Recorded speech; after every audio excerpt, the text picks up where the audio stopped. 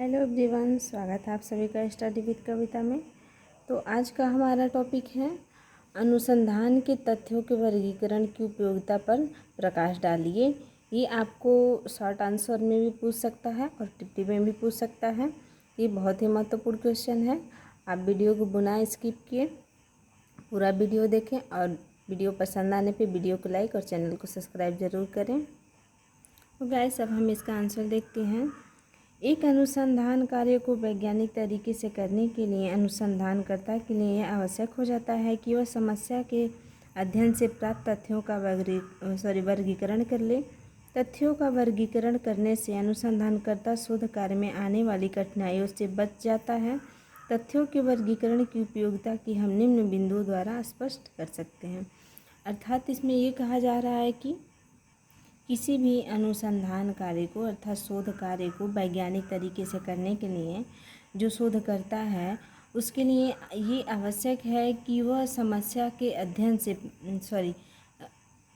अर्थात जो उसने शोध कार्य किया है उसके अध्ययन से जो प्राप्त तथ्य हैं उसका वो वर्गीकरण कर ले, अर्थात भागों में बांट दे, कई भागों में बांट दे, कई वर्गों में विभाजित कर दे और फिर उन तथ्यों का जो वर्गीकरण किया है उन तथ्यों का शोध कार्य करने में जो कठिनाइयाँ आएंगी उससे वो बच सकता है। अर्थात जब कई जो तथ्य हैं वो कई वर्गों में विभाजित रहेंगे तो सबका अलग अलग अध्ययन करेगा, जिससे जो कठिनाइयाँ आने वाली होती हैं जब सब सारी चीज़ें एक में रहेंगी, सारे तथ्य, तो उनका अध्ययन करने में, खोज करने में क्या होगी, कठिनाई होगी।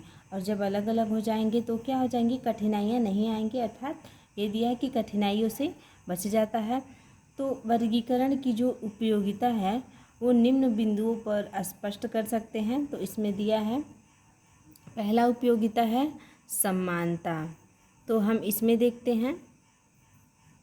तो पहला जो हमारा हेडिंग है समानता, हम उसमें देखेंगे कि तथ्यों के वर्गीकरण का उद्देश्य तथ्यों में समानता और एकरूपता लाना भी है। सामाजिक अनुसंधानकर्ता जब अनुसंधान से प्राप्त तथ्यों का वर्गीकरण प्रारंभ करता है तो वह एक समान तथ्यों को एक श्रेणी या वर्ग में रखता है, जिसे परिणाम स्वरूप उसे शोध कार्य करने में आसानी होती है। तो जो वर्गीकरण करने की जो उपयोगिता है उनके बिंदुओं को हम पढ़ रहे हैं। तो उसमें पहला जो बिंदु है वो समानता है। तो वर्गीकरण का जो उद्देश्य है वो ये है कि जो समानता चीज़ें हैं अर्थात जो समानता तथ्य हैं, एक रूप वाले हैं, उनको अनुसंधान करता जो है अनुसंधान करते समय उनका वर्गीकरण प्रारंभ करता है तो उन्हें एक तथ्यों में, एक श्रेणी में या एक वर्ग में रखता है, जिसके लिए शोध कार्य करने में क्या होती है, आसानी होती है। अर्थात उसका परिणाम यही होता है कि शोध कार्य करने में आसानी होती है। फिर हम दूसरा देखते हैं बोधगम्यता। दूसरा हेडिंग है हमारा बोधगम्यता। इसमें हम देखेंगे तथ्यों के वर्गीकरण से शोधकर्ता तथ्यों की बोधगम्य और अर्थपूर्ण बनाता है। संकलित आंकड़े प्रायः अव्यवस्थित रूप में होते हैं। अव्यवस्थित आंकड़े कितने महत्वपूर्ण, कितने अर्थपूर्ण, या यह वर्गीकरण से ही हमें ज्ञात होता है। अर्थात जो दूसरा हमारा बिंदु है, दूसरा उपयोगिता का बिंदु है, उसमें हम ये देखते हैं कि जो तथ्यों का जो वर्गीकरण किया गया है उसमें जो शोध तथ्य हैं उसकी कितनी बोधगम्य है, अर्थात वो कितना बोध करने वाला है, कितना अध्ययन करने वाला है, उसका कोई अर्थ बन रहा है या नहीं बन रहा है। ये जो शोध कार्य में जितना संकलित है उसके आंकड़े से ये प्राप्त होता है, वो आंकड़े के रूप में ही होता है। और ये आंकड़ा कितना महत्वपूर्ण है, कितना अर्थपूर्ण है, ये वर्गीकरण से हमें ज्ञात हो जाता है। अर्थात जब हम तथ्यों का वर्गीकरण करते हैं उसी समय पता चल जाता है कि कौन से तथ्य का हमें महत्वपूर्ण है और कौन सा तथ्य महत्वपूर्ण नहीं है। फिर इसमें हम तीसरा हेडिंग देखते हैं जो है हमारा संक्षिप्तता और अस्पष्टता। तो इस हेडिंग में हम देखते हैं जब कोई सामाजिक अनुसंधान करता अनुसंधान के तथ्यों का संकलन करता है तो वह बिखरे ही हुए नहीं होते हैं, बल्कि संख्या और आकार में भी बहुत दिखाई देते हैं।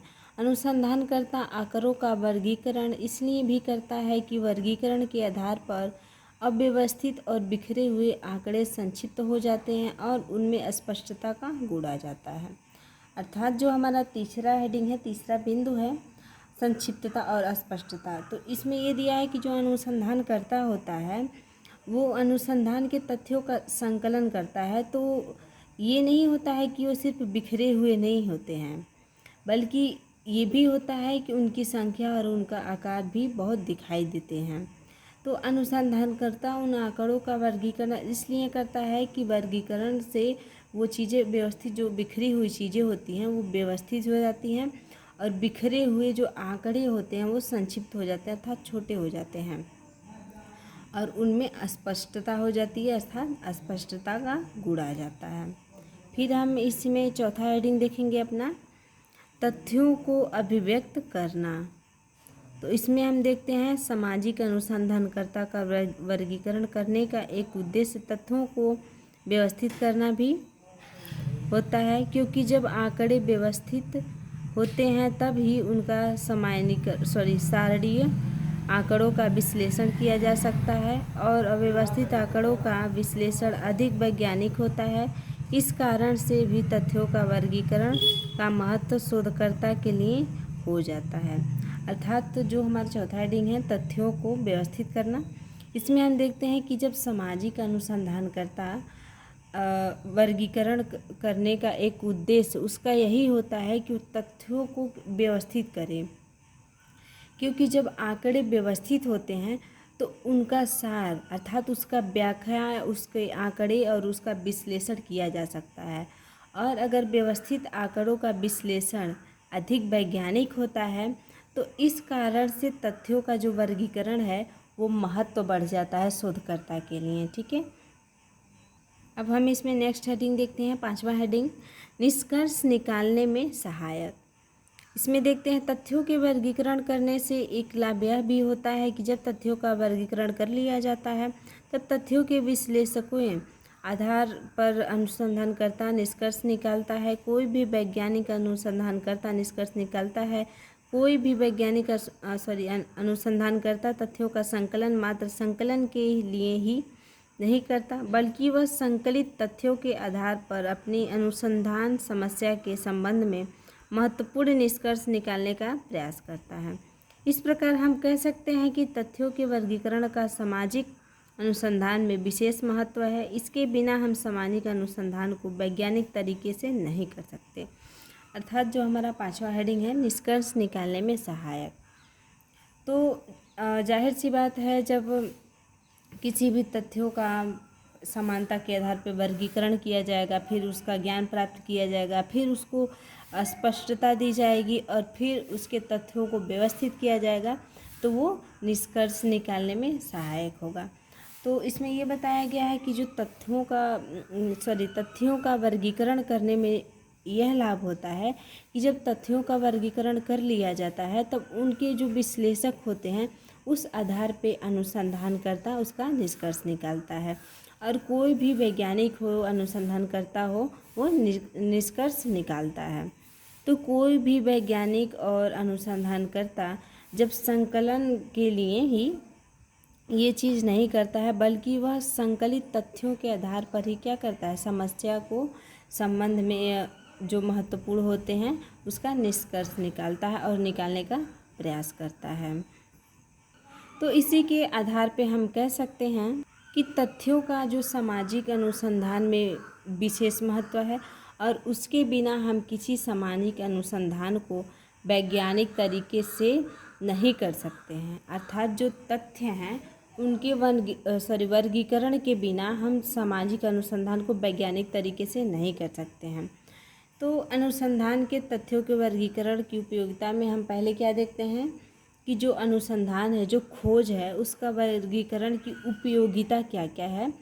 तो उसकी उपयोगिता पहले तो उसकी समानता है, जिसमें हम लोगों ने देखा कि जब अनुसंधानकर्ता जो शोधकर्ता है शोध कार्य करने से पहले उनको क्या करता है, कई वर्गों में विभाजित कर देता है और एक समान वाले तथ्यों को एक वर्ग में, एक श्रेणी में रखता है, जिससे उसका जो शोध होता है उससे कार्य करने में क्या होती है, आसानी होती है। फिर हमने दूसरा देखा बोधगयता।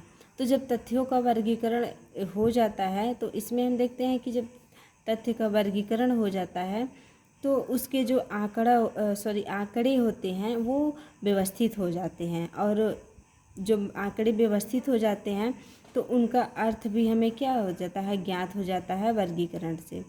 फिर हमने तीसरा हेडिंग पढ़ा कि संक्षिप्तता और अस्पष्टता।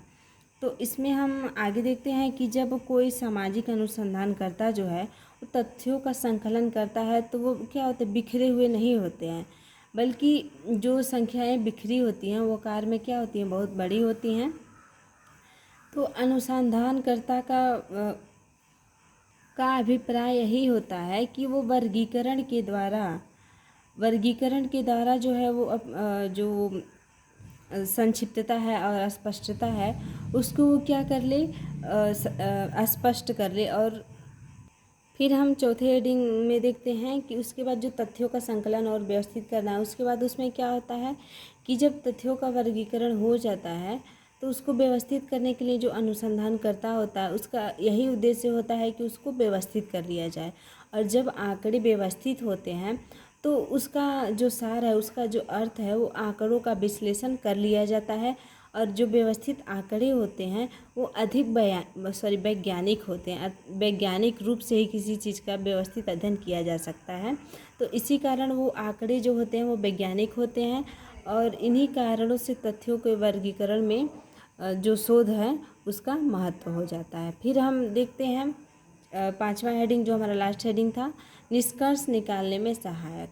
तो जब तथ्यों का वर्गीकरण हो जाता है तो उसका लाभ भी होता है। जब तथ्यों का वर्गीकरण कर लिया जाता है तो जो तथ्य होते हैं उसे विश्लेषक के आधार पर अनुसंधानकर्ता जो है उसका निष्कर्ष निकालता है, और कोई भी वैज्ञानिक हो, अनुसंधानकर्ता हो, उसका निष्कर्ष निकाल लेता है।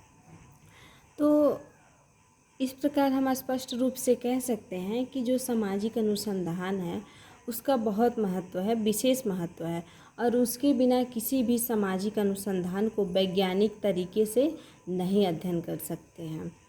तो अगर आपको वीडियो पसंद आया हो, समझ आया हो, तो वीडियो को लाइक कीजिए और चैनल को सब्सक्राइब कीजिए। मिलते हैं आपसे नेक्स्ट वीडियो में। बाय।